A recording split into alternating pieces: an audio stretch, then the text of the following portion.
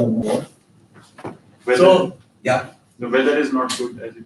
yeah. I mean, with the external factors, something is not. It's windy. Person is sick. Person is sick. So inexperienced. So Cold. The chances of getting injured is more even on correct. So there is height was making the difference that if actually if the incident if something negative he falls, what is going to be the nature of that injury? How serious will be that fall? But going backward, he has added that whatever the chance itself, that it is so many things can decide the chance of his falling. What has happened here? Yes, sir. If I place two matters, how does it change the risk? the Risk is more or less. comparatively, it will reduce as it was before because we have placed more measures so that the injury will not be severe. Here only the repercussions are changing, not the chances. Very good. So Yeah. the severity will reduce. The risk is same. Risk is the same. Risk is still the same. No, risk will change. If the severity, risk is a combined parameter of Severity is possibility plus or into severity. So if the severity is reducing, the risk will reduce. So what we are if there is no mattress, what is your perception? Risk is more or less? Yeah, I mean theoretically That the goes risk in- is more. No, I'm talking about totally practical point of view. Say, if somebody is standing on the table without any mattress, are you worried? Suppose your child is on the table. Yeah, Suppose the risk child is more. on the table and he's standing. This scenario, compared to the child, let's put it another way. Suppose the child is playing on your bed, and then it's a carpeted floor.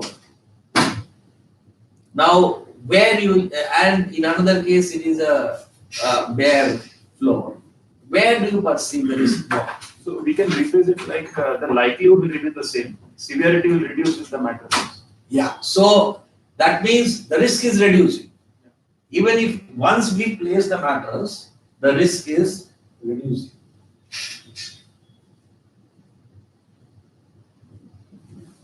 I keep the width same on the table as the table, but now the boy is standing on a parapet. Now what is the risk? This one. It will be severe now.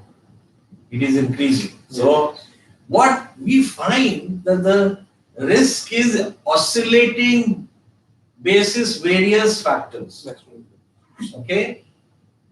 Can we place a mattress here? We can And, place, but it won't bring down the affect risk? much. We Why? can place the mattress, but it Huh? won't affect much. Why? Because the height is so high, it won't take Okay. that kind of impact. Even Okay. if it lands on the mattress. We can place a mattress but on the other side. So if in case it falls on the other side, the risk will be reduced. Means which side? Both the sides seems to be equally. No, this side is cheaper, that side is. So that means the risk of either side is not equal. Again, you are trying to say we are understanding that the risk on one side and the risk on the other side is Not not equal. same. And placing a mattress on the wrong side is not going to reduce the risk. So whatever way you try to reduce risk, it has to be appropriate. It has to be some reasonable way of doing it. Like if you still want to place a mattress, you can place a balcony there. Mattress and balcony both serve the same purpose. Say if you have a enclosed balcony around that parapet, now what? Risk is less, more. Yeah. So it is akin to placing a mattress. Okay. You make the table narrow, keeping the height, the risk will increase. Okay. So what we are. Okay. Now another scenario. You are crossing a road, and the road is in the middle of a desert. Yes, sir. What is your perception of this? How risky it is? It will not be that risky if you compare it to driving on a busy road in a city. Depends what are we comparing it with. Yeah. First, what is your assessment? Yeah, what is your perception? It's a low risk. It's a lot. It's a risk is very low. Okay.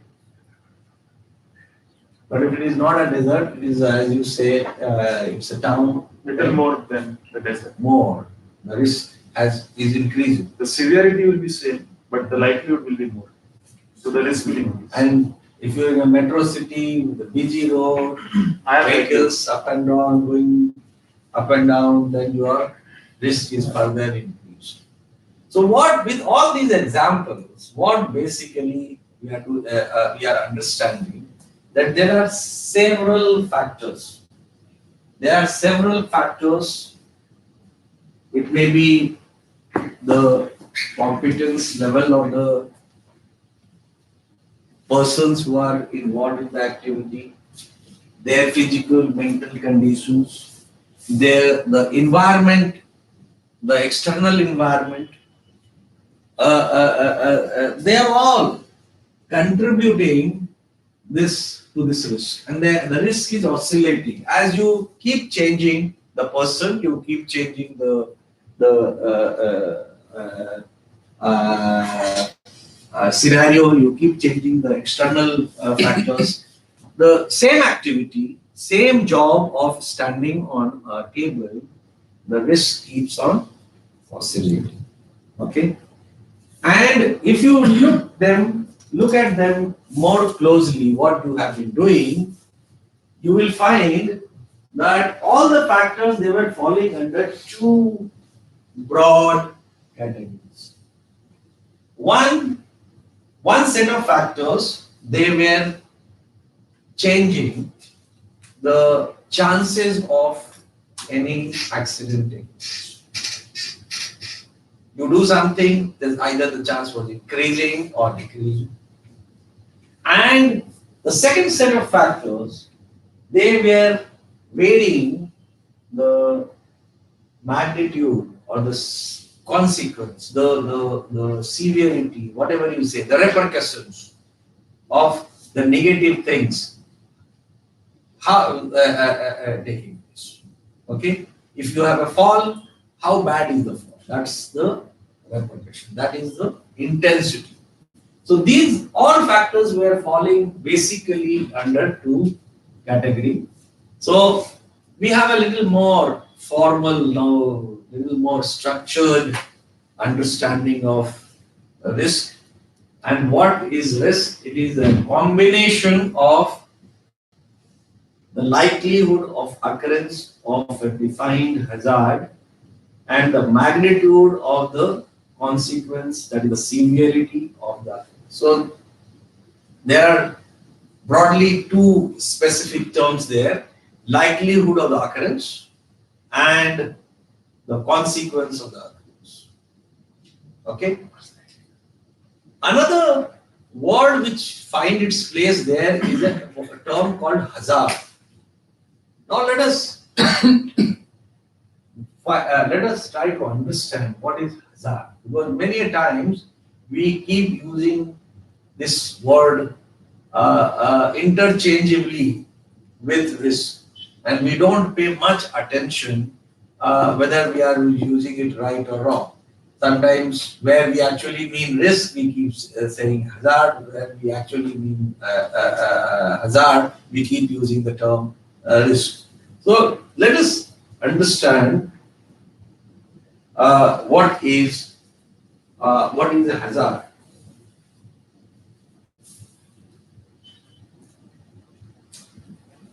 Okay. We'll come back to this later.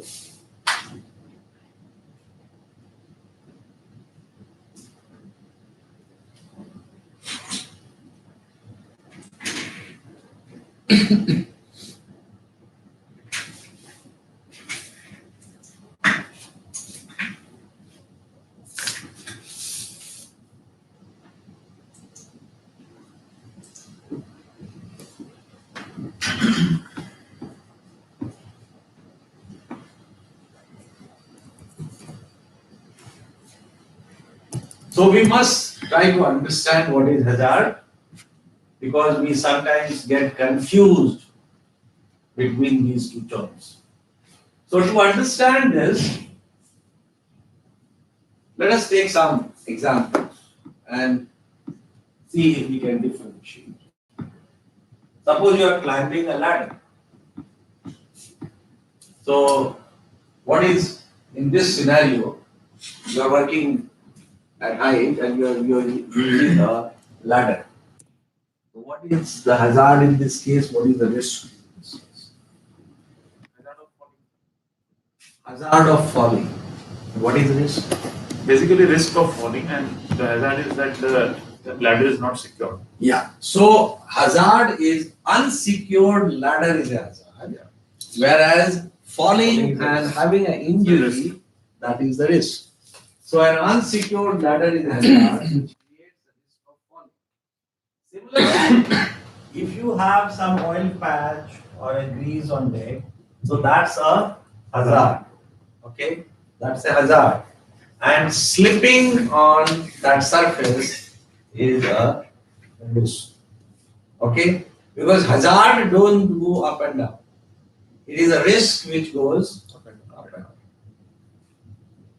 Similarly, if you are entering a confined space, enclosed space, your oxygen deficiency is a hazard. And suffocation, asphyxiation, that's a risk. Okay. If you have garbage, oily rags not stored correctly, then that's a hazard. And risk of fire, the fire is the risk. Okay. So risk, hazard is constant. Hazard does not disappear or it does not go up and down. It is a risk which keeps going up and down based on so many other factors. So let us do one exercise. Please take out the first exercise sheet from your workbook. And a lady has had a flat while driving, and there's nobody to help her. And she wants to change the tires. So let us identify the hazard in changing a tire. So whatever you think, you can list it down.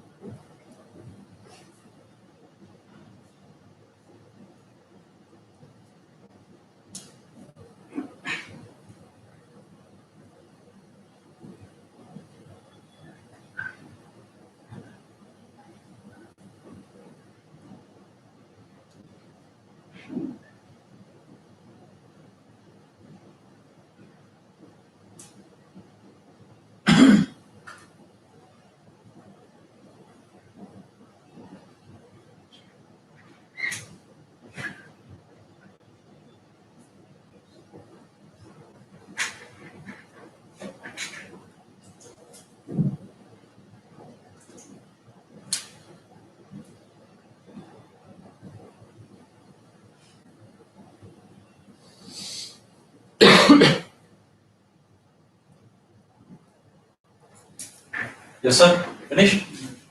So what hazards do you think exist when she is trying to change the tire?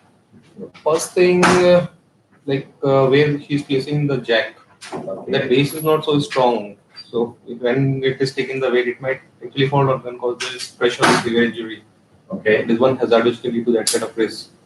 Okay. Second thing is that we can't see in this picture, but there can be traffic in the area. So in this situation, it has to be parked in a side, and you have to give indication so that the other people know that you are doing something on the car.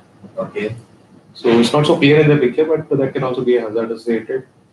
Then improper safety gear, actually gloves and all, just to prevent the injury in case. Okay. So that is one or more aspect. Yes, sir. You Okay. anything extra you have identified? Almost same. I think weather factor could be there. Okay. Right. Yes, sir. The hazards are listed are improper tools, defective tools, inexperience, inadequate familiarity with the work, heavy tire, slope of ground, inadequate manpower, fatigue. Finish. So what you, all of you have tried to identify the hazard, and some of you have identified less, some of you have identified more. Okay? So that demonstrates that if you try to look for the hazard directly, you may or may not come you may not identify all the hazards comprehensively. Okay? There are many factors again involved in that. How competent the person is. What is his background? Yes. How much he can comprehend. Okay? So it is not possible to identify all associated hazards if you directly try to find out the hazards associated with any task. So it is very important, and it become your life or your identification of hazard will become more comprehensive if you first try to break down the task break down the activity in some smaller activities. Okay? Then, like say, somebody thought about it that the car may be on the slope and there could be a hazard of the vehicle rolling off. Okay? Because and the other person did not see this because he didn't break it down into a smaller activity that before changing the tire she has to park.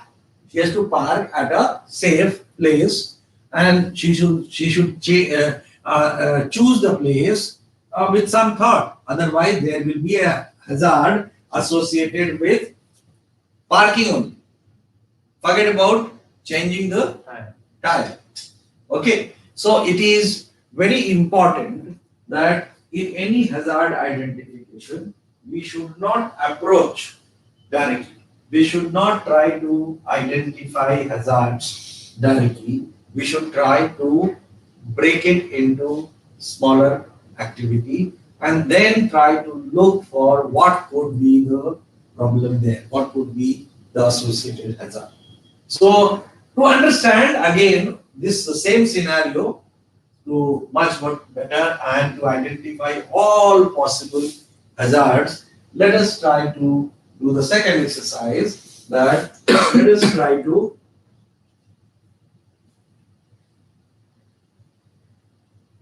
first break it down, break down the task of changing tire in smaller activities, and then we'll see what difference does it make to our hazard identity. So you can pick up the second exercise, and here your job, your task is only to break down changing the tire in smaller steps.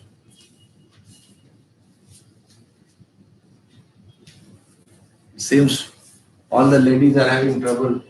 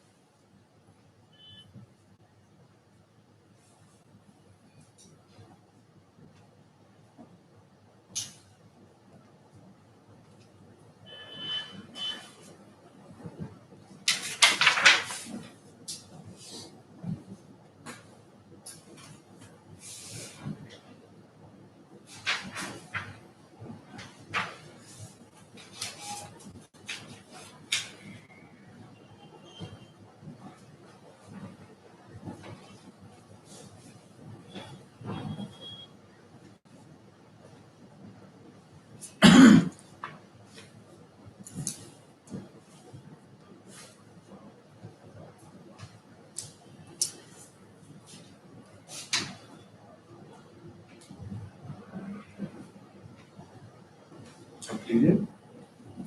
Just give me a few points. Please think.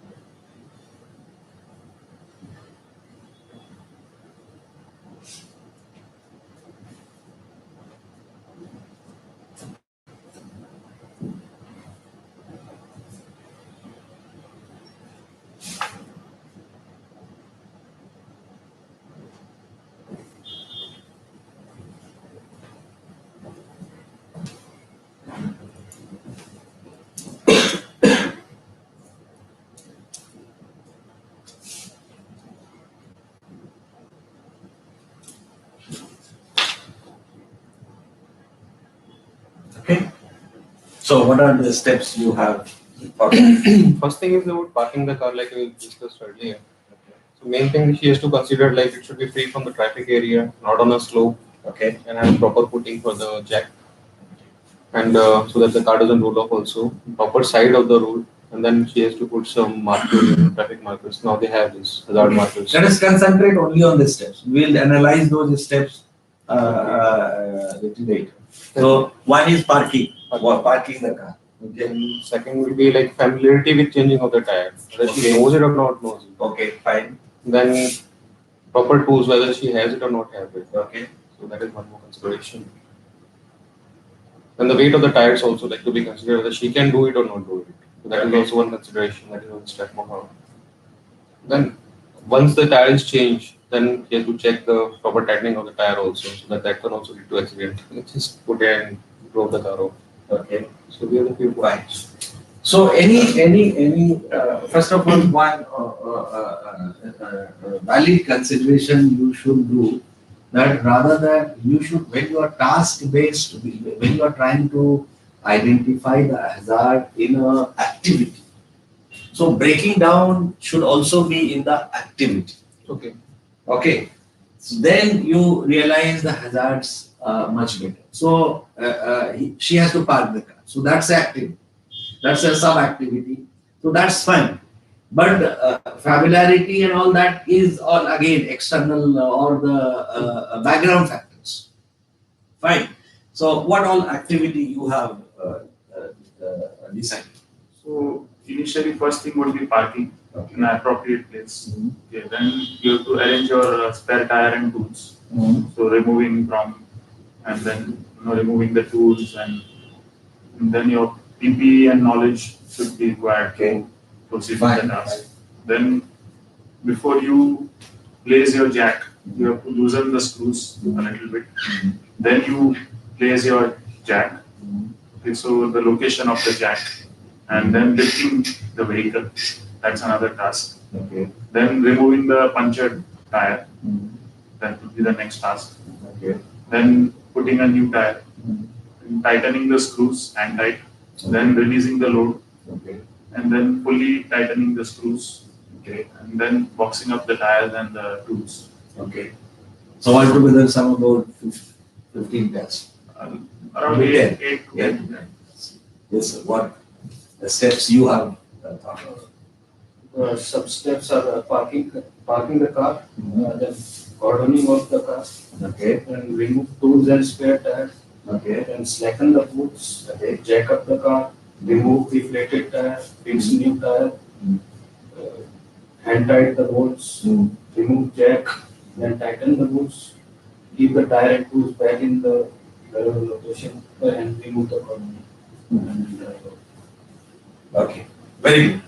So when you are breaking the task in sub activities, there is a danger that somebody may break it too fine and too elaborate. Like say somebody may think of that she has to park the car, get out of the car. walk to the boot, open the boot, take out the stepney and like that. Okay? And there could be another person who can do very, very helicopter view, and he may think of the steps like remove the wheel and change the wheel, change the spare. Now for every activity there will be some danger. Even getting out of the car is going to be, there will be some danger. She may bang her head with the roof if she is not alert.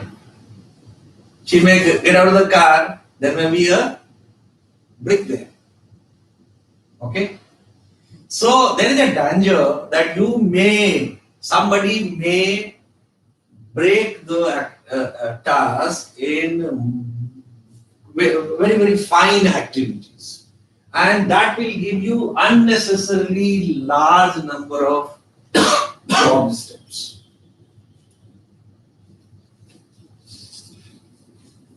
And on the other hand, somebody may break into only the main task, which he thinks that it is associated with the job objective. Okay? What is required? Neither of them is required.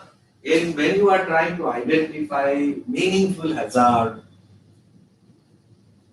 neither you should be cutting it too fine, nor you should be only on the surface. You should be paying little more attention, and you need to break the entire task in meaningful activity where you already think that there is some danger, there is some a reasonable amount of danger. Okay? Like positioning or parking the car, that will be one of the steps in this case.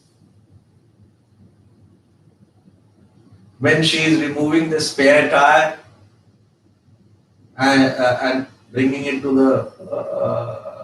the flat tire, that could be another step. Fixing the jack could be another, because that's another. There is some reasonable danger that if it is not positioned correctly, something can happen. Then after fixing the jack, loosening the nut and removing the wheel and putting the new spare, then tightening, then jacking down, like this. So, what is required that you should not cut too fine. It will unnecessarily give you large number of hazards. So apply your mind at this stage itself, that what do you consider reasonable? Do you have a reasonable danger there?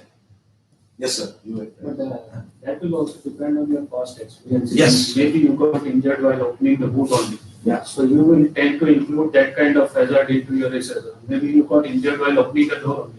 So you will tend to get that kind of hazard included in the risk assessment. Correct.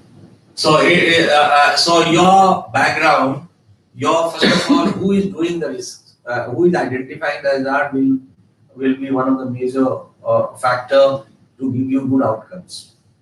Okay, if somebody does know ABC of what is a tire and what activity it is, he will only take out the old tire, the damaged tire, put the new tire. That will be it. Okay. And somebody who has got very negative experience earlier, So he will in his own wisdom, he will attach too much of importance to that particular danger. Okay, so we'll later look that when you do the assessment, risk assessment, it could be a subjective risk assessment, or it could be a very, very elaborative, quantitative risk assessment. And everything has got a purpose. Everything has got its own value. For a smaller job, for a routine job, you only do subjective risk assessment. Your observation, you go to the workplace and you take a round. That is also risk assessment. Your observation itself is a observation by the supervisor itself is a risk assessment. Okay, so everything, it can be very, very rudimentary. Your risk assessment process could be very, very rudimentary, or it could be very, very elaborate. Okay, so it all depends how much you perceive what is the risk.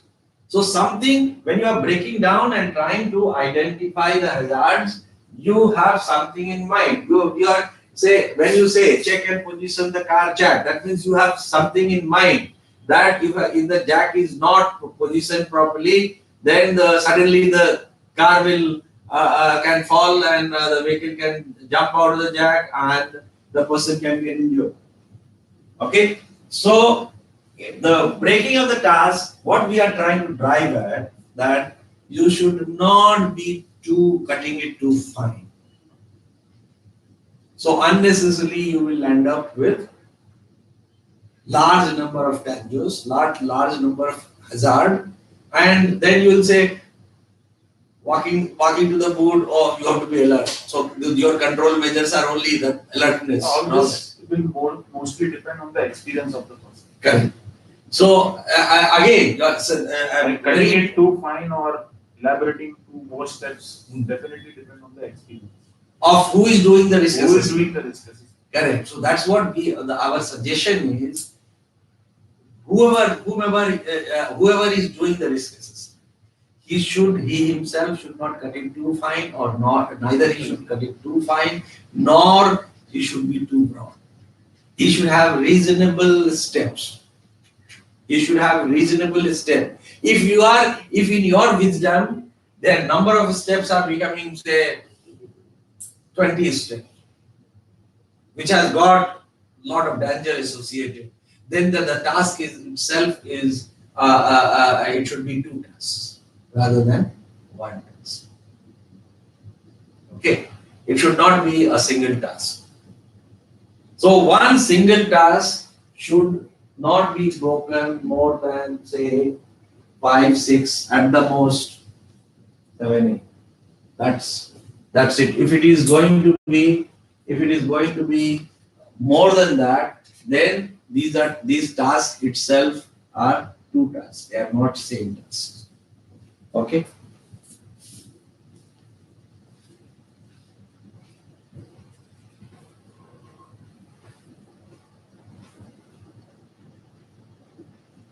Now, when we have identified the hazards, and what is the associated risk in this exercise?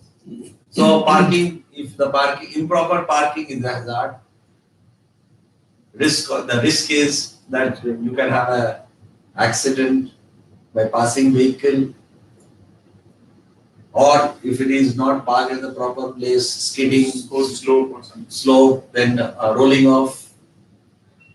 If the jack is not positioned properly, in proper position, then the vehicle can skid off, and then there is the skidding down the jack. That's a risk. Improper lifting of spare tire, it is heavy, taking out from the boot, so you can have risk of the back injury. Improper use of spanner, then again there is a risk of hand injury. So every step we have broken down, you can have some hazard and then the associated risk. So basically, what you need to do is we need to assess the risk involved in any particular workplace task. And why is it important? Because anything what we do in life, forget about workplace only, it has some risk. Nothing is 100% risk free. The most important thing is to find out about what are the dangers existing, what is the risk, and work your way through those risks. And why should we do this? There are various reasons. You have a workforce who is people are working for you and it's ethical. You don't want to employ somebody and then injure him. So it's ethical to it's morally and ethically right thing to do. Must find out if you are asking your worker, your crew to do certain things, you don't want to that by doing in the process he or she will be losing any body part or get injured or his health should be affected. Another reason is it gives you benefit.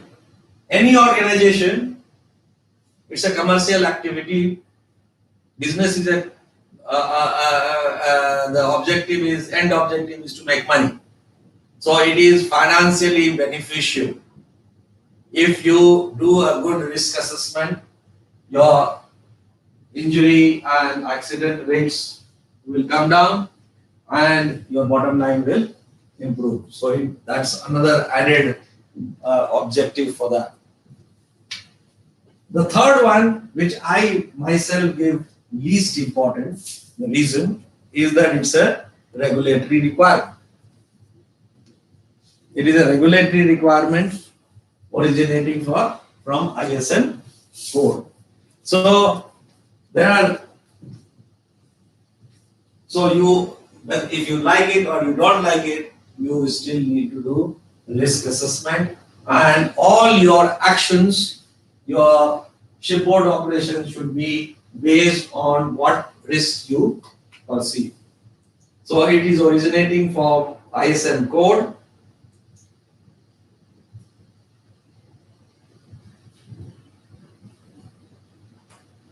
ISN code was revised in 2010 and it made risk assessment as a formal requirement. So first time a formal requirement for companies to assess the risks to ships personnel and marine environment arising from their shipboard operations. So this was introduced in the ISN code in 2010 amendments, and now every company has to do risk assessment formally. But nothing much has changed because even in the earlier version of ISN code, it was inherent. Risk assessment was inherent, though it was not very, very explicitly mentioned, but it was already incorporated in the principle was already incorporated in the ISN code, because whatever safe shipboard operation was the objective of the ISN code, and you can't achieve it unless until you do some sort of risk assessment. Okay, only thing what it has done, that this amendment, what it has done, that it has made something which was implicit in an explicit form. Okay, so that is what the regulation says, and The guidance to ISM code also says that when you are required to do a formal risk assessment for deciding on your shipboard operations, it is not necessary, it is not prescriptive that you have to follow a particular methodology. You can follow ranging from qualitative approach to a quantitative approach. You can have a very simplified way of doing the risk assessment, or you can have a very comprehensive way of doing the risk assessment. It will all based on the nature of activity what you are doing. Okay. As we were all already talking about that the people who conduct risk assessment, their competence also decides the how good or how bad will be the risk assessment. So the extent to which individuals on board and ashore are involved in and have responsibility for conducting the risk assessment, it will depend on how it is distributed in your organization. So we just understand that there is a regulatory requirement as well, apart from the business objective as well as your ethical and moral duty to keep your workforce say healthy and safe.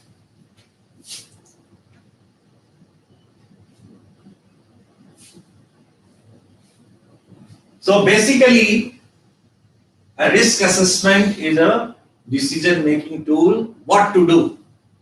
You have to do certain activities. How to do that activity safely? That's what is this risk assessment all about. It helps you to decide certain things, and origin goes back into insurance agency. This was first used by insurance industry, and they had to decide what premium to charge from various customers. So when the industry plans to insure a particular object, they need to conduct a risk assessment. What is the risk of this particular activity or this particular equipment failing? And based on that, they will decide the premium. So that is what the concept of risk assessment started with that. What are the dangers involved, and what is the risk of something failing? So it is started from insurance industry, and then it has now moved to maritime. And the whole purpose of the risk assessment is, will it be safe to go ahead with an operation? So whatever we are trying, shipboard operation we are trying to do, is it safe to go ahead? It's safe to continue. So we have to assess the risk and then decide, should we go ahead or should we wait, or should we do something more before we proceed to do the job?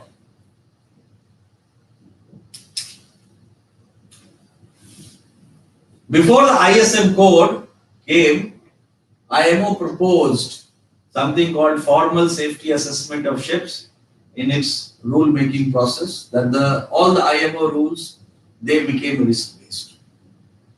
So nothing is introduced, nothing is pushed through IMO unless and until they do a risk assessment.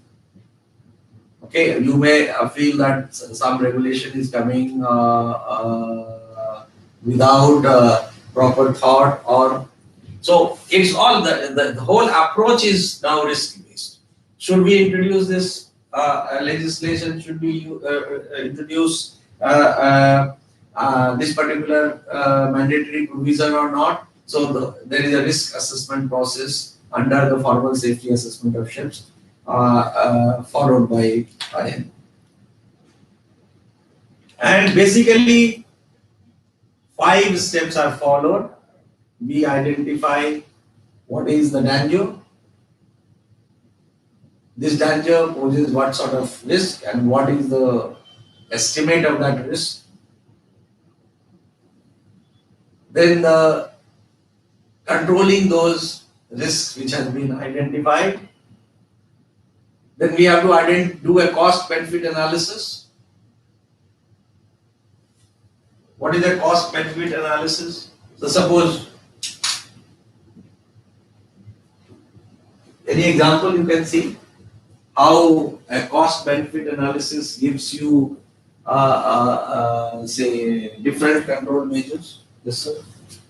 Yeah, it's like if you want to implement say some safety tool like behavior-based safety, and you want to implement it throughout our fleet, and by cost benefit analysis, we find out that the benefit or the outcome of that whole tool will not be as much as we are going to spend on this particular program, then definitely we are not going to go ahead with this. The cost outweighs the benefits which you are going to achieve out of that implementation. So Absolutely it right. doesn't make sense business-wise. Yeah, it's absolutely right that in order to reduce the risk, you have to take certain actions, certain control measures. Okay. Now that will require some amount of investment. Time, energy, resources needs to be invested. Okay. Now you have to vice the investment. You have to judge, you have to estimate what sort of benefit you are getting. Okay. Because nothing comes free. So you have to weigh what is your investment to control the risk and what benefit you are arising. Okay. If it is worthwhile, you must use that.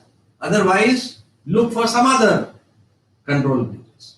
To give you an example closer to the life, any medical emergency can take place anywhere with any one of us.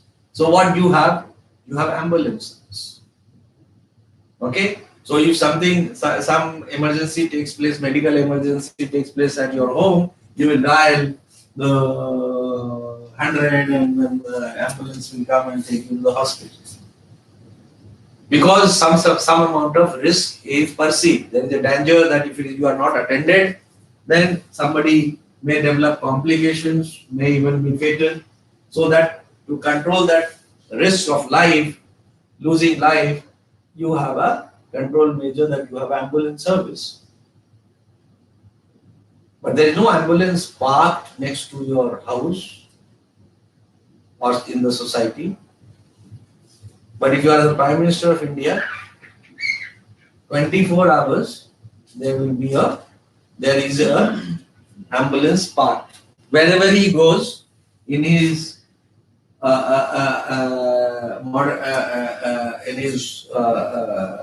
Jing background, that in ambulance will be accompanied, because the risk is perceived is more. That investment gives a lot of benefit. So in that cost benefit analysis, investing in a 24/7 ambulance facility is justified.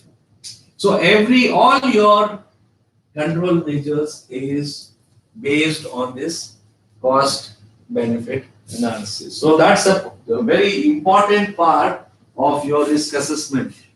Many people feel that 1, 2, 3 risk assessment is over. You identify the hazard, you identify the risk, and you control the risk, and that's end. No. That's just, you are halfway through. You need to do a cost benefit analysis and implement those actions, and then keep monitoring the risk, whether it has given you the desired benefit or not. Otherwise, you recycle. You go in a loop. Then if your risk has not come down, you're still having accident, then you go back and try to figure out if there are any more hazards present. Okay, and that requires to be tackled.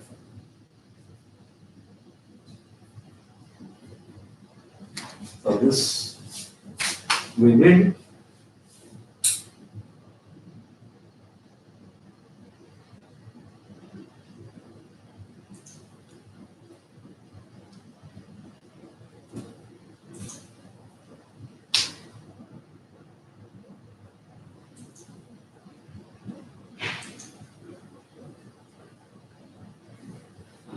Do you want to take a break? I was going Yeah. to say. Okay. So you have seen the cafeteria? No. Okay, just down this alleyway on the left hand side. Left side. Left hand side, you will find the cafeteria where you can have tea, coffee, biscuits, and the washroom is just across this class. Yeah. Okay. Help yourself. So Can you bring coffee here? Or yeah, you can.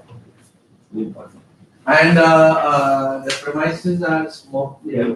Do you smoke? Non-smoke. In case somebody smoke, then he has to go to terrace or.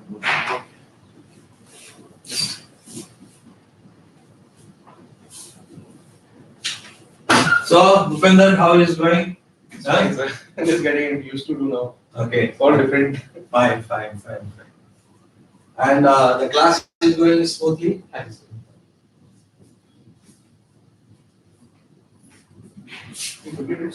Yeah, 15-20 minutes.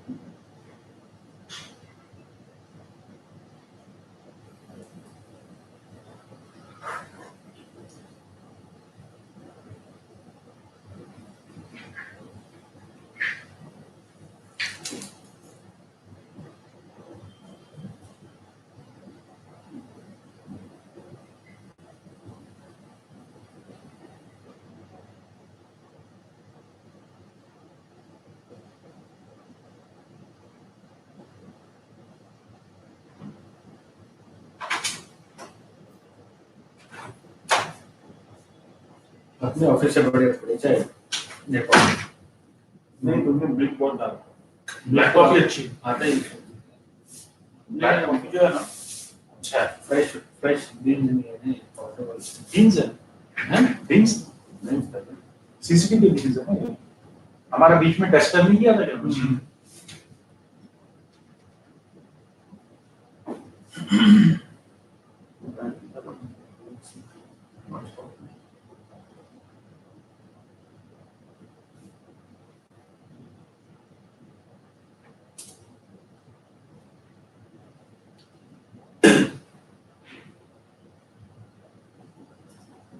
दो ही बंदे तो हैं course में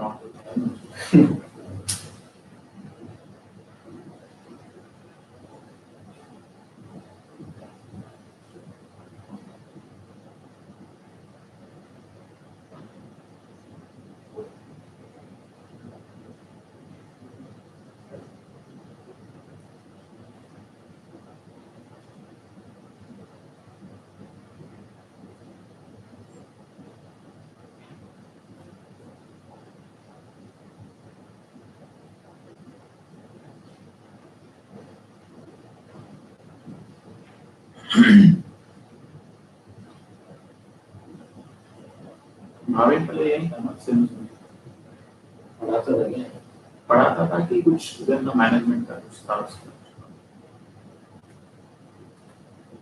सिर्फ थोड़ी वो उसमें था ब्रिटिश मरे में उधर भी था इधर भी था थोड़ा टाइम के लिए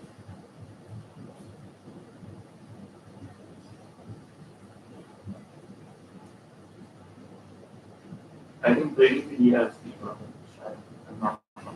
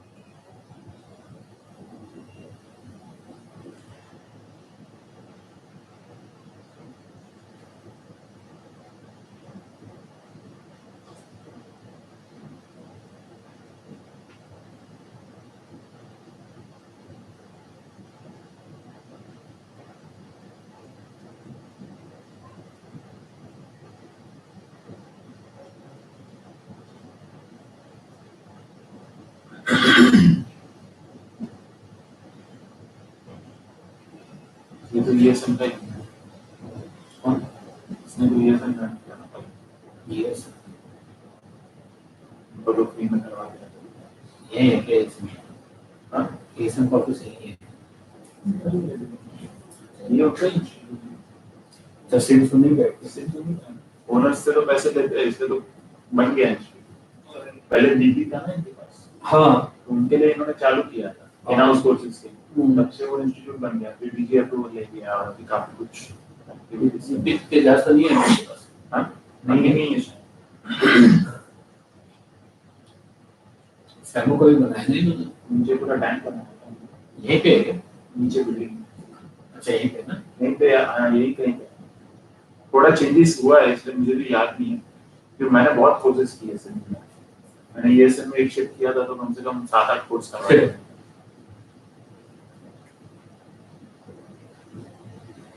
अच्छा ये है समुद्र है ये संका। हम्म।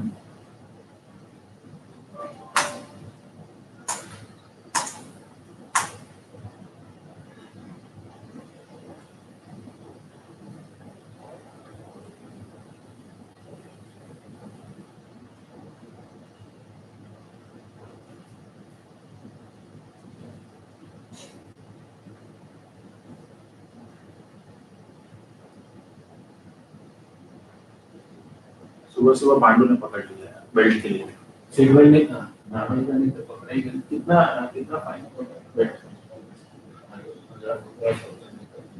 कितना बढ़ा दिया बेल्ट के लिए बहुत बड़ा।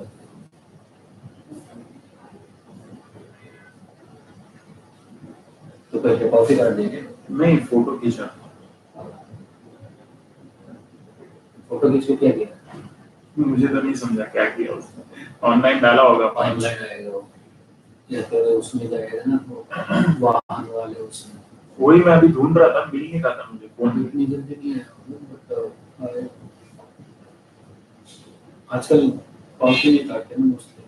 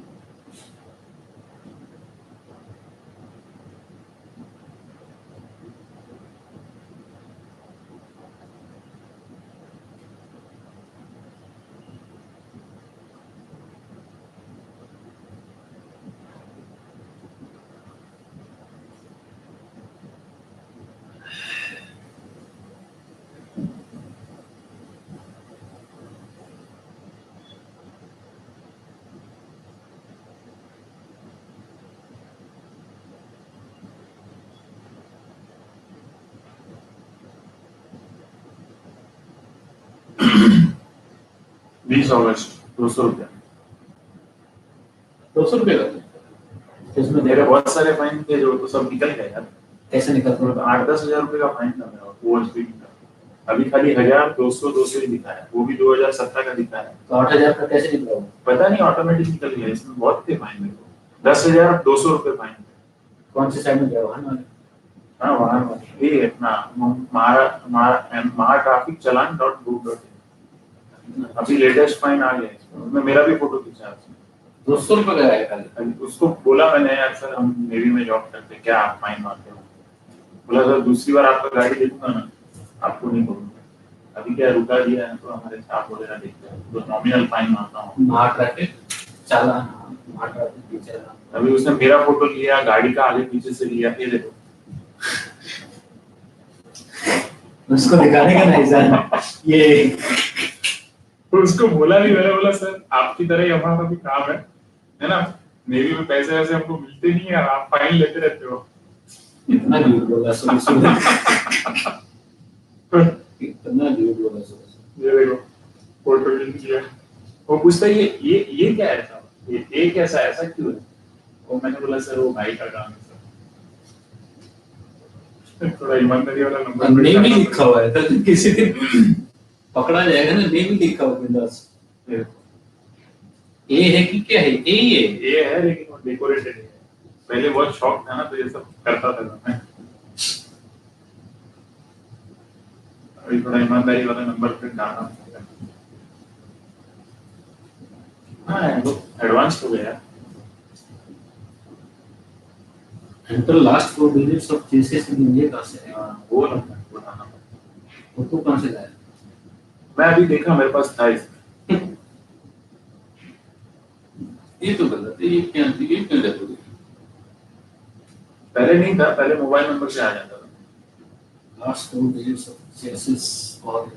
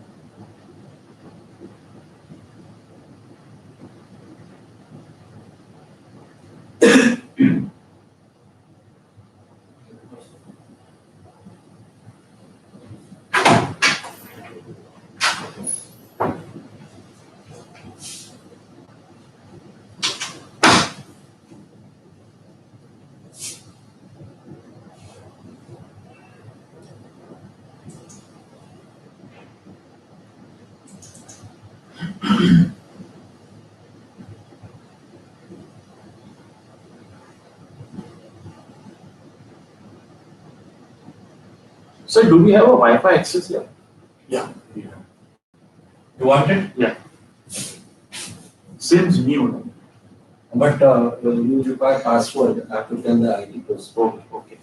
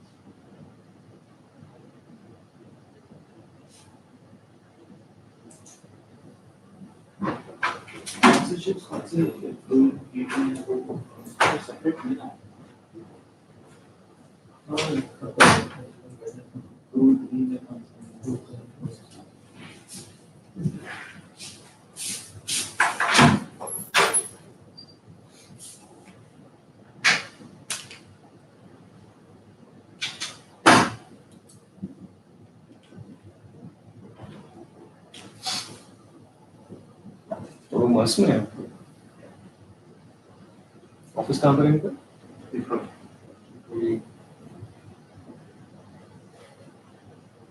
आप ये सब नहीं सुनते? सही कल से ही किया है। सब कुछ नया नया लग रहा है एकदम से। कहाँ है ऑफिस? पीछे पीछे लग रही है। पूरा ऑफिस इधर ही है कि दे है अनदर ऑफिस? एक्चुअली इन लोगों ने भी शुरू किया है यहाँ पे। पहले इनके सारे ऑपरेशन सिंगापुर से होते थे। Okay. Now they just started अभी पूरा स्टेप। ऑपरेशंस भी यहाँ से भी शुरू किया।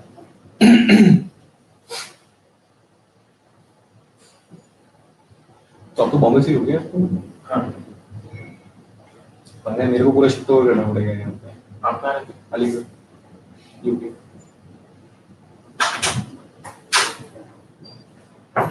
Yes, sir. Those okay. Like if one will come and Okay, so we were trying to understand what is hazard and what is risk. So we have come to a conclusion now that a hazard is something that has the potential to harm you, and it translates in some situation with some risk, and the risk is a combination of the likelihood of that harm and consequence of that harm caused by the identified hazard. So, so you have a tiger. So what is the hazard and what is the risk? Tiger, depending like in a zoo or in an open space. Yeah. So tiger itself is hazard. Tiger itself He is a can warn hazard. you. Yes. Okay. And where the environment is, whether it's in a zoo or in a jungle or it's inside this room, Yes. will decide the risk. So, and that will change the risks up and down. So if he is in the cage, is less risky, Yes. and in certain other physical situation, when he is freely moving outside the cage, then the risk associated is much higher. So basically, what hazard translates into that it's a physical situation in a particular context, circumstance. That's a hazard which has a potential which might lead to certain harm. So fall is a risk or hazard, Fall is a risk of fall. but fall might lead to harm, right? Yeah, so that's also an outcome, because if suppose you have a raised deck, Yeah. so that's a hazard. Raised, that's a physical situation. That raised a deck is a hazard. Risk of falling. Risk of falling is the So, but then risk of getting injured will come where? or you can complete the full when you say risk of falling and Causing injury. having a physical injury. That's a risk. So hazard has to be always a physical situation. Yeah, we are coming to that. It's a physical situation in some under certain circumstances. Like you have a ladder. A unsecured ladder is a Hazard. hazard, but secured ladder is not a hazard. Yeah. So it's a physical situation under certain circumstances. It becomes a hazard. So when we talk about hazards, broadly speaking, we categorize under three different categories. One, we call it situational hazard, that the situation itself is posing some, has a potential to cause dangers. So like example, you are navigating your ship is, and there is fishing vessel traffic around. Registration for Delhi. So that fishing traffic itself is a situational hazard, because if they are in your way, in your course, if you have a fishing traffic, so there's a risk of colliding. Okay, so that is classified, categorized as a situational hazard. Then there are other, like activity hazard. You are doing certain activity, and that inherently that activity is posing some hazard. Like say if you are lifting some weight, some load from by the crane, so that operation itself is having a potential to cause some harm. The weight might fall, and you may have risks of getting struck by the falling weight. Then the third one is called material hazard or environmental hazard. Like or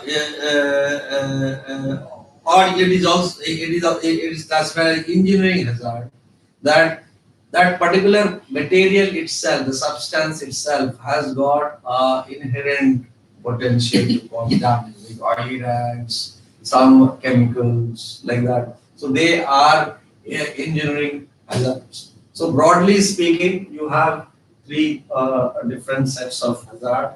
You have situational hazard, you have activity-based hazards, and you have the material-based or engineering hazard. If we take it further, so the examples of environmental hazard would be anything of this sort.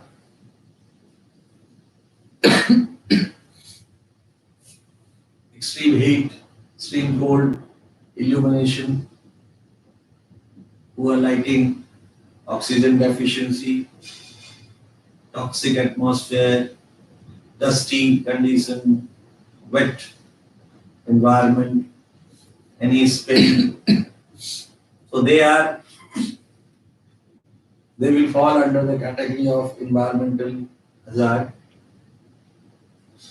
Then activity-based hazard, the inherent danger can be because of the people or because of the equipment. So if you have, they are resource-based hazards, that means you have too few people doing that job, or too many people doing that job.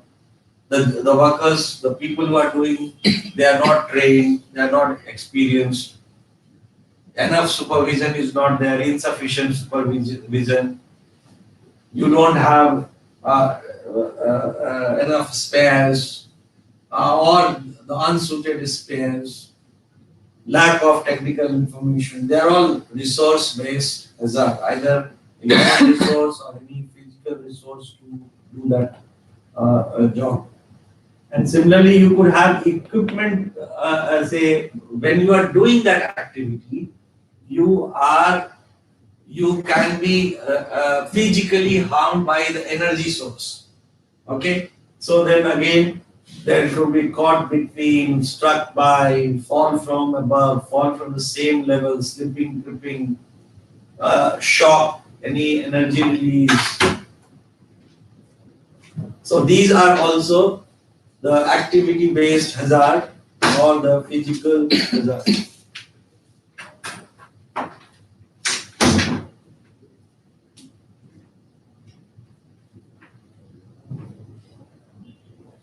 Just pick it up.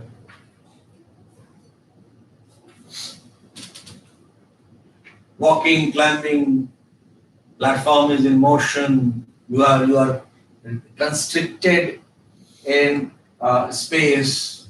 They are basically you may get walked upon by energy sources. Then you have certain equipment when being used, they pose a hazard, improper tool, defective tool. If it is too heavy, something is too heavy, so safe working loads. So you have different hazards. So why we categorize? What is the purpose of this categorization? So whenever you are doing an assessment and trying to identify hazards, you have to think about, is there any situational hazard in this scenario, or is there any activity-based hazard? And once you are looking for those categories, then you will pick up something which does not come so quickly in your mind. Okay? So let us do one more exercise.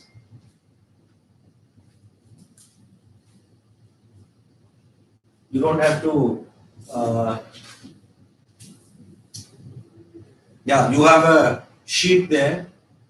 You have a sheet there in your workbook. Yeah.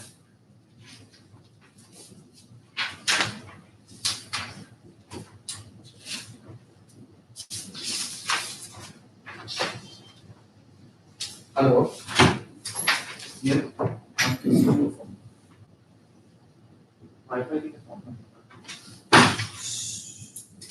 strange.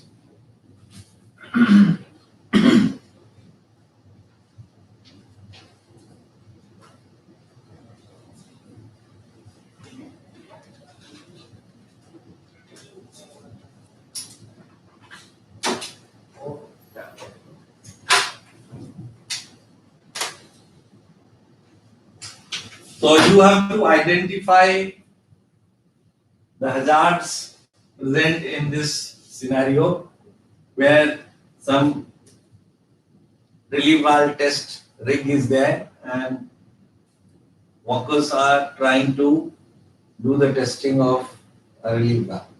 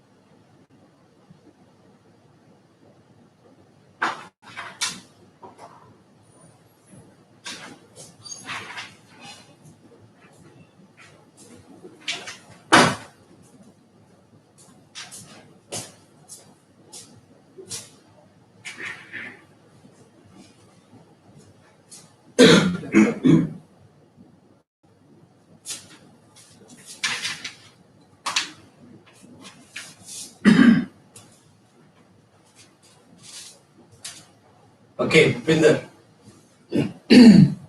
What are the hazards you have identified? So few of the hazards like improper PPE, guy is not Okay. wearing the gloves, Okay. chin straps are not in place, so that can lead to injury. Okay, so that guy is not wearing, he's wearing, the person who is testing is not wearing the gloves, and this guy is only wearing Lifting. gloves in one hand. Yes, sir. Okay, They are not having the chin straps also in place okay. in the helmet. Mm. Then there is a tripping hazard. Mm. There where his leg is there, there is a pipeline, and there are too many equipments out there. Then there is an operational hazard that there is a load may fall down when lifting it up. Yeah. The Okay. crane. Then there is a like this guy is lifting. Mm. So this has got a wrong posture actually when he is lifting that ball. So that is also a So hazard. there- It can cause the back injury to him. Back injury. Risk of back injury. And there is a compressed energy source is there, so it can lead to. And the improper meter, like if the meter is not right, they keep on giving the pressure. That can also create some issues. It is also a hazard.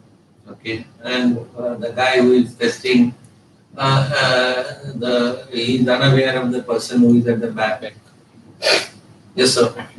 What extra you have identified? Improper tools, Improper tools, lack like, of experience. which tool you say that it Basically, is not very clear that Not tools clear are that- improved proper, but they are haphazard. haphazard. Yeah, and they are It's scattered, organized actually. It's not properly organized. unorganized. Pressure pipeline, Okay, yes. loose materials on the floor, Okay, improper PP, okay, lack of supervision, okay. multiple jobs. Yes, sir. Which? Lifting and rigging, energy pressure release, Yeah. defective equipment tool, obstructions leading to trip hazards, Okay. inadequate knowledge, competence, training, implement weather, inadequate manpower, inadequate supervision, inadequate. But inclement weather, how do you, how could you make out from this picture? But this can be one of the hazards. Yeah, that's true, but from the scenario, it's very difficult. If you say that the To carry out illumination this is, work, to carry out this work, this weather has to be taken into account because this is the. yeah, it has to be taken into account, but it's not very obvious that it is the one of the factors of the in which- picture.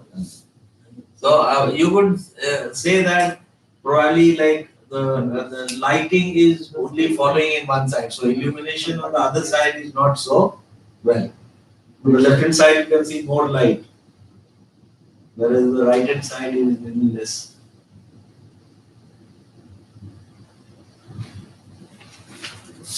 Okay.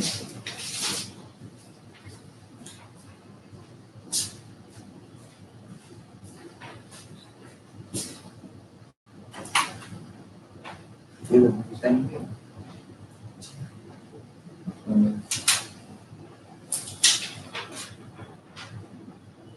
Eye contact. Yeah, so eye contact means it's a pressurized system, pressurized system, and No eye protection. eye protection is not there. The other guy is not there. The right hand guy is wearing some, the left hand guy is not there. So improper PP covers everything. And multiple jobs. Escape route is blocked.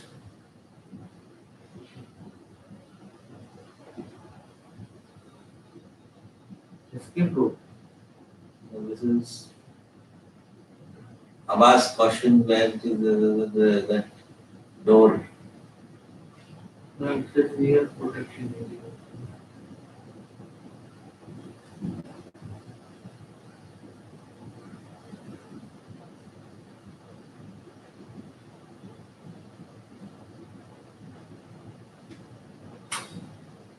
Yes, sir.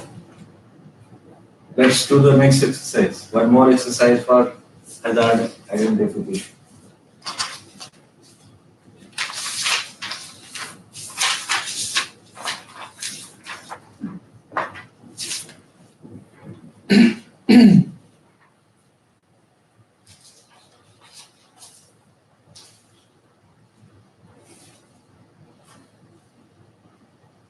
try to be little specific.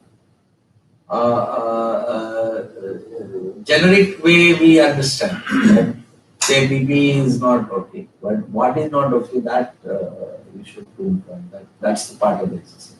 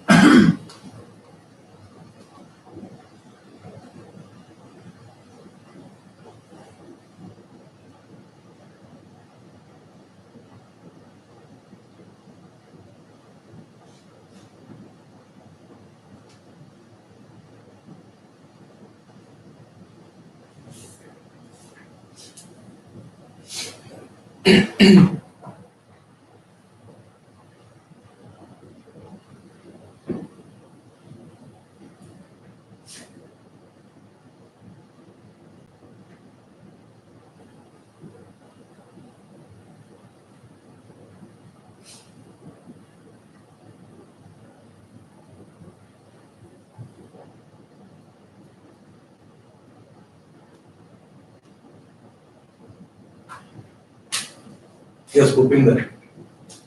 So what hazard you are This hazard of hitting with the pipe, okay. the pipe at the back. Basically, it is a situational unawareness. What is hazard? Hazard is, so Situational. what you are saying is the risk, It's a risk. risk of getting hit. Yeah. What is the Situational- for this is what is the hazard? Hazard is a situational unawareness. He's not unaware of that, That means he's situation. he's unaware of his surroundings. Yes. And which may cause injury to his fellow workers. Yes. Okay, that's the risk. Causing injury to the fellow Yes. workers. Yes, sir. And then the PP hazard is there. This is the wrong way of wearing helmet. The guy So the guy is wearing helmet in a wrong way. helmet. Again, no chin straps, eye protection. They're working on the machine. There is Two of them eye are protection. not having eye protection at all. Okay. And the guy standing is not having the gloves also. Okay. Then there are loose tools on the floor, which is Okay. a slipping hazard, tripping. Okay. Sagar. This is the So, as we said, tools, materials and tools were there on the floor. So what is the hazard there? Hazard is the tool, like scattered tools. Slipping, And tripping, falling. is the risk. Then lack of experience, again multiple jobs, there is a person behind. Okay. Then procedures are not posted, no safety markings, Okay. lack of supervision, slippery floor, stains of grease, then loose boiler suits, Okay. and helmets are not proper, eye protection is not there. Okay. Anything else? Pramod? Which you could do that? Ear protection and sleeves are broad, and at the entrance there's slip hazard because the cardboard thing is kept that is slip hazard. Yes. And I can see some loose wiring on that machine. I don't know whether they are loose wiring or not. Electrical fittings. Electrical wiring on the left side. Okay. And also the guy working on that Correct. buffing is wearing gloves. They should not be there because it's a snagging hazard. When you are working rotating machinery, you should not wear gloves. And loose rags. Loose rags is It can get trapped with the buffing heat and thing. You also have a face seal provided, Yeah, that which is not being used.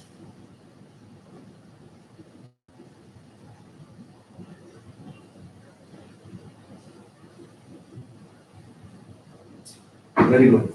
So we have managed to cover a lot of different types of hazards, developing a knack of say identifying situational hazards, activity-based hazards, engineering hazards. So whenever you are trying to look for hazards, try to look from various category angle so that you don't miss out anything in which is important.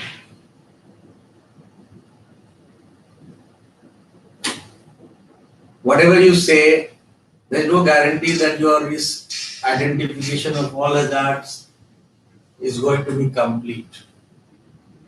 So it is important. We have seen the 5 steps that you have to keep monitoring and then keep reviewing your identification of the hazard.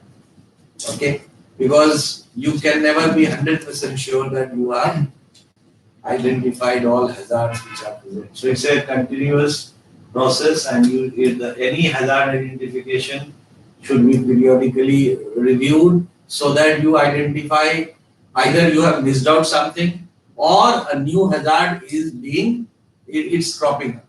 Okay, so that it should be the identification, this has ID should be done periodically and keep getting reviewed. And when you are doing it, try to involve more and more people. One person identifying, probably like he has got, as somebody was, Pramod was saying, that you have certain past experiences. So you have a preference bias. So you are never neutral. Our mind is never neutral. It has got, based on the positive experience or the negative experience, it seeks for certain inputs automatically without you realizing it. So if you have a positive experience, all the negative inputs you will try to ignore. Whereas if you have the negative experience, you will be seeking those negative inputs and attaching too much of importance to them.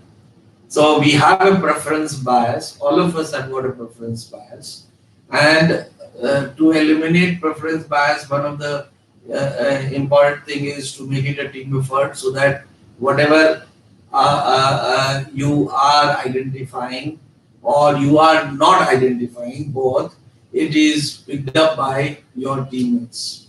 Okay, and then you come up with the correct and most appropriate as an identification. Between the terms hazard and risk, we can use them together effectively in risk-based health and safety management. First of all, let's take a look at the term hazard. What is a hazard? Simply put, it is something with the potential or ability to cause harm. A hazard can take many different forms.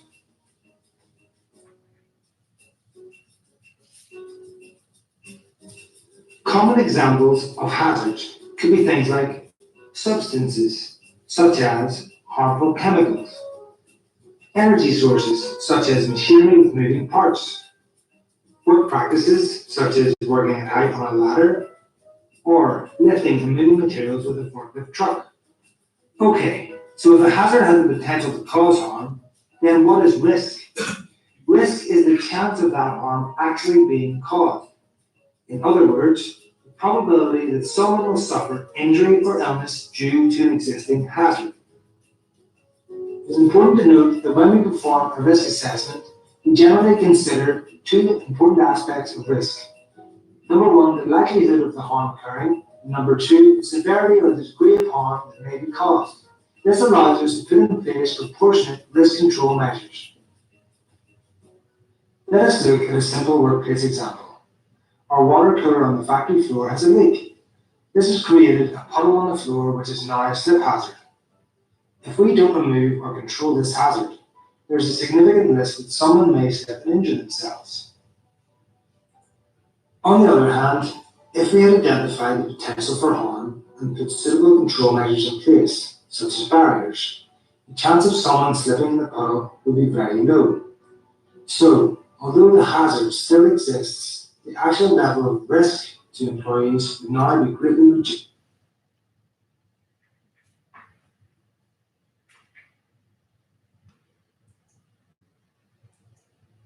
So we come to the end of the first part of our risk assessment process, that we have been able to, we have understood the tools which needs to be used for identifying the hazard as well as assessing the risk involved there. Okay, so in the second part, which we'll take after the lunch break, we will go into the risk assessment process, and then there we will try to figure out from a very subjective risk assessment, informal, to a more quantitative approach, how it can be developed and what all different tools are utilized in the industry. I'm not very sure that in your company what quantitative method you use, but we'll give a glimpse of various types. Okay, so that like whichever you are using, the principle is going to remain the same. The principle is going to remain the same, whether you follow one quantitative approach or one formula or the other formula is going to be the principle is going to be the same. Okay, fine. So we'll take a lunch break now, and your lunch is arranged in the cafeteria. So this is the coupon. There will be office boy there. You can give the coupon to coupon to him, and we'll give him a free lunch. Okay. We assemble back at 1 o'clock. 1 o'clock आ जाएंगे ना? आप जा रहे हैं उधर? So 1 o'clock we will reassemble. तो अभी से लॉक करेंगे क्या? रूम को लॉक नहीं करेंगे ना? You नहीं actually just going to washroom and come back. हाँ नहीं बंद नहीं करना. You just open up the curtains. We have a protocol to open the curtains so that like what is happening inside during the breaks, nobody should go and like siesta night. Because that's a danger.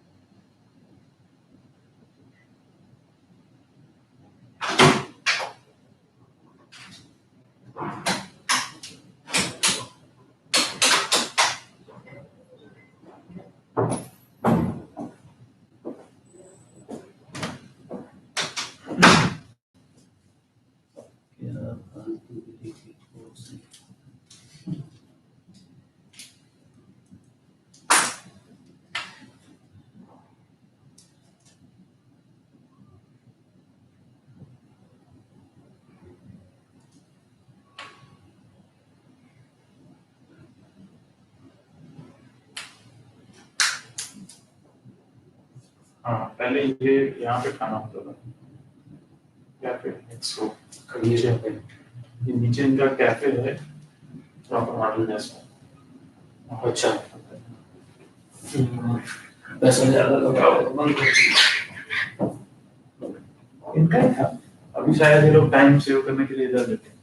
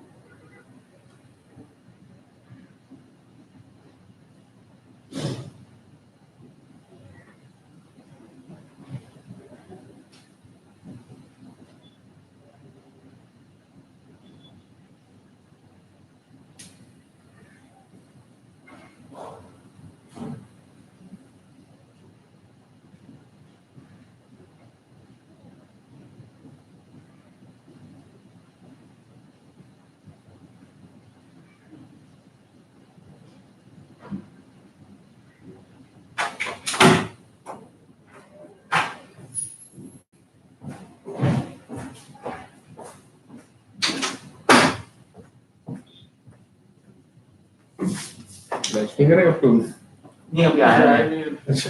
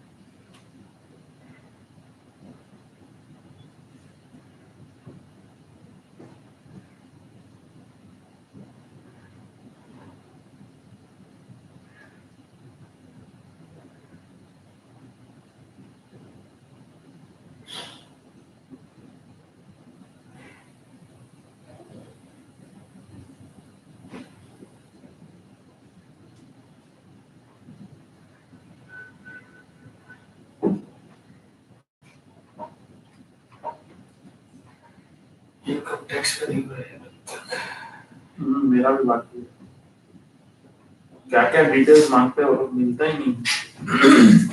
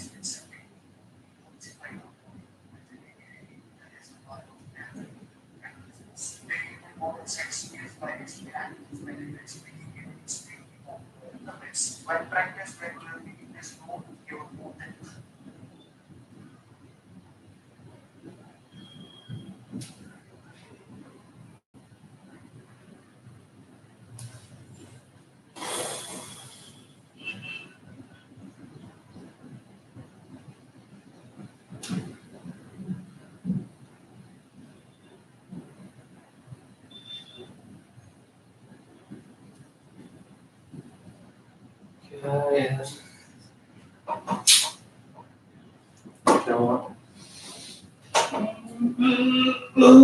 Waste of time and effort.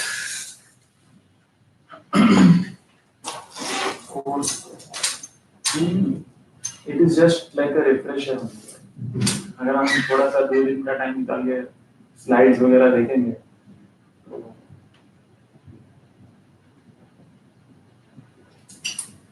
nothing new. New तो क्या होगा इस?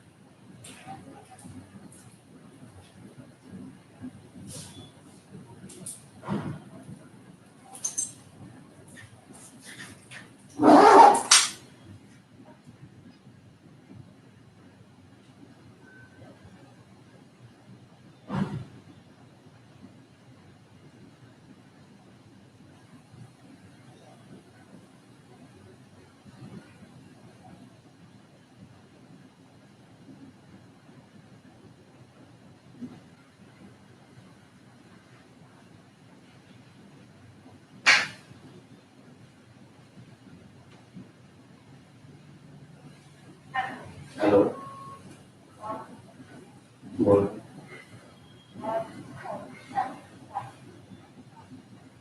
बोलिए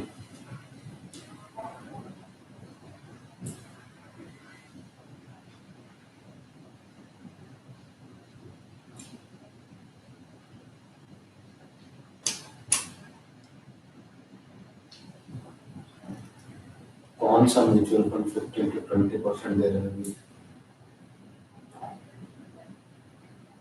कौन सा? हाँ मुझे मुझे बताइए कोई एक नाम बताइए जिसने लास्ट ईयर में 20% रिटर्न दिया। फिर 2 साल का बता दीजिए, 2 साल में किसने 20% दिया?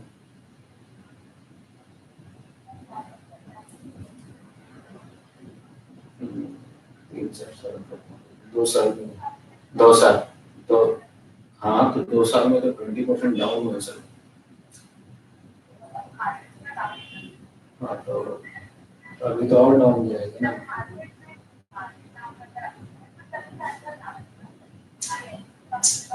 नहीं तो एक एक एक साल और रुके और नीचे आ जाएगा। एक साल बाद आपको अभी जहाँ पे है वहाँ से 10% और नीचे निकलेगा। तो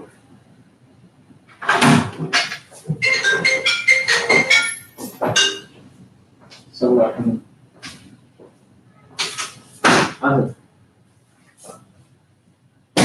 good afternoon. अच्छा, good afternoon, sir. All well.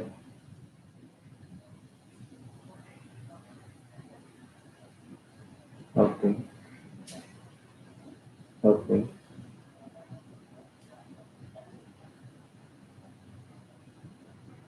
Okay. अजून ऍज ऑफ नाव तर नाही त्याच्यावरती पण होईल फायनल झालं की मग सांगतो. ऍक्च्युअली मी बिझी आहे जरा, मी तुम्हाला कॉल बॅक करू का? चालेल. Nifty 55. मैंने कहा एक साल और रुक जाए। अभी और काम नहीं है।